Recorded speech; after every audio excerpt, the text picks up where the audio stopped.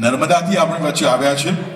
મિત્રો, આ સંસ્થાની થોડીક વાત મારે કરવી છે, કારણ કે એક સ્ક્રિપ્ટ મને મળી છે. આ વિદ્યાર્થી જે સ્પર્ધકો આવ્યા છે એ સેલ્ફ રિલાયન્સ છે, આત્મનિર્ભર છે, અને પ્રધાનમંત્રીશ્રીનું જે સપનું છે એ સપનાને સાકાર કરવા માટે આ વિદ્યાર્થી આશ્રમમાં પોતાનું જીવન ગુજારી રહ્યા છે. મિત્રો, આદિવાસી વિસ્તારમાં, ગરુડેશ્વર જેવા વિસ્તારમાં આશ્રમ અનોખી પહેલ કરી રહ્યું છે, જેમાં એક પણ પ્રકારનો નોકરિયાત વ્યક્તિ ત્યાં નથી. સવારે ઉઠીને રાત્રે સૂઈએ ત્યાં સુધી તમામ ક્રિયા આ વિદ્યાર્થી, આ સ્પર્ધકો જાતે જ કરે છે. મિત્રો, કોઈ પણ પ્રકારનું આર્થિક ઉપાર્જન નથી.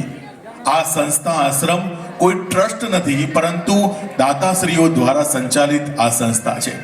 વિદ્યાર્થીઓ તમામ પ્રકારનું કામ જાતે કરે છે.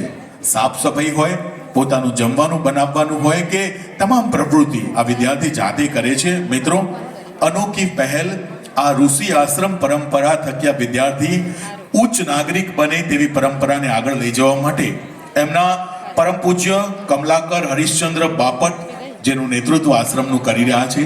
સારા સંસ્કાર સાચા દિશામાં મળે એ જ અભ્યર્થના સાથે આવો આપણે બધા આદિવાસી લોકનૃત્યને ખૂબ બધી તાળીઓના ઉમળકા સાથે આવકારો આપીએ છીએ.